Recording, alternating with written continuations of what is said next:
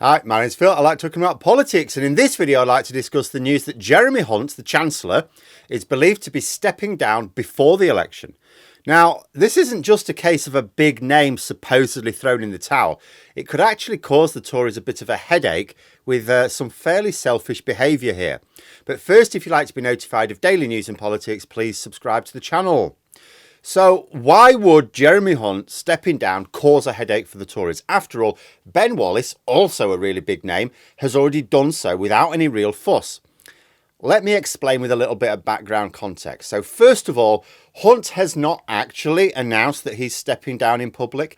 It is strongly believed by those around him that he's going to announce he's stepping down much closer to the election.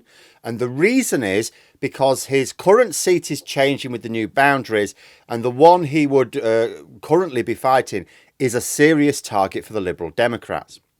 Conservatives are reporting that Hunt doesn't want to be the next Portillo, referring to the very senior member of John Major's government who unexpectedly lost his seat in the 1997 wipeout and became the enduring image of the fall of the Tories all those years ago.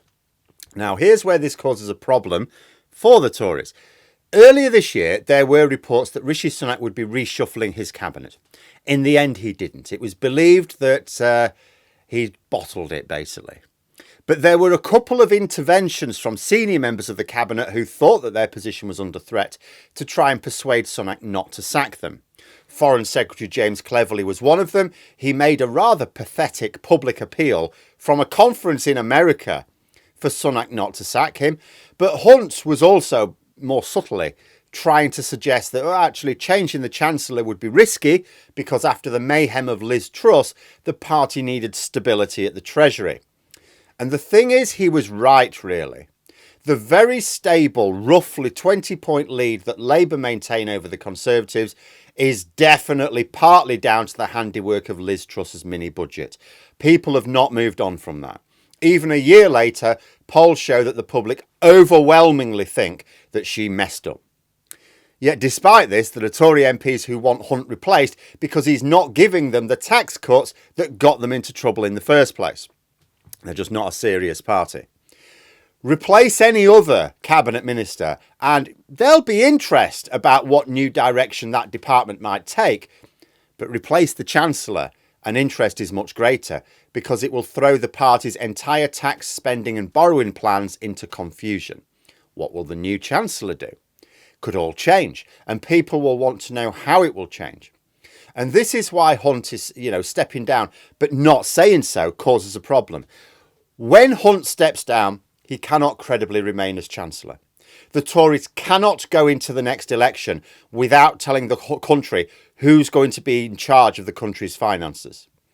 It's the most important government department, and the economy is the most important policy area for voters. Sunak will have to replace him.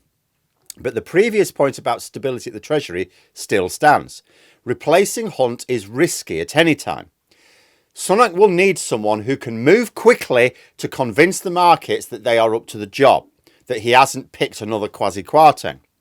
But Sunak will be under pressure to get a Chancellor who will be much more like Kwasi Kwarteng, who will give in to the loony demands for self-destructive tax and spending cuts.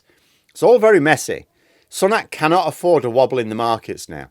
But the longer he leaves it, the worse he makes it for their electoral chances. When the Chancellor is replaced, people will need time to be satisfied that they approve of them. Not that the public really approve of Hunt, but that's because the economy is in a pit. There isn't really an alternative that Sunak can turn to who has a Tory-approved ladder. Because the way you get out of this pit is by going, well, hang on a minute, all those corporations are making huge profits. Should we tax some of them? They don't really want that. So for the best outcome, Sunak really needs to replace him sooner rather than later and make sure he gets the decision right. But this is where Hunt is being a pain. By not announcing his intention to stand down now, he makes this awkward.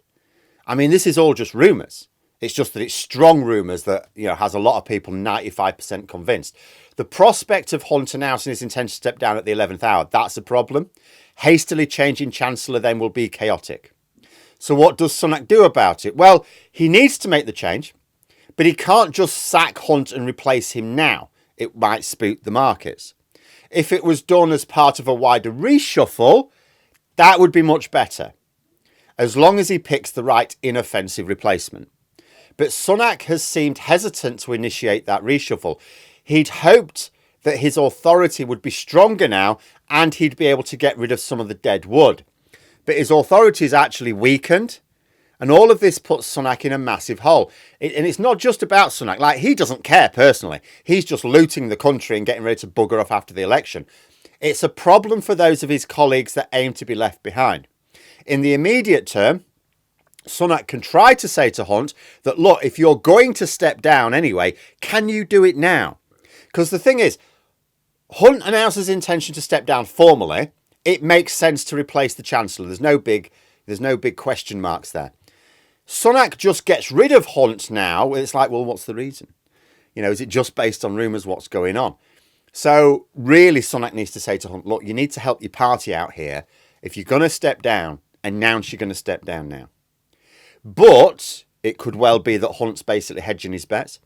If the reason he's even thinking of stepping down is purely for selfish reasons, because he doesn't want to be made a prize scalp on election night, he might be waiting to see what his chances are nearer the time. His seat's winnable. I mean, we're not talking about a seat that's like definitely going. It's absolutely winnable. So he may just want to see whether his chances improve or worsen as next year rumbles on. So yes, all very messy, and actually a bit of a problem for the wider Conservative Party. The Tories can't afford to let Hunt carry on as Chancellor, then step down as the election's about to be called, and then have to scurry around replacing him. It would be very much in keeping with the chaos of these Tory years, but not helpful to their chances in the election. But sack him sooner rather than later, rather than let him decide the timing, and you risk creating uncertainty around the Tories' economic policies. Very messy. Oh, but don't worry, on past experience, I think we can rely on Sunak to deal with this in the worst possible way for his party.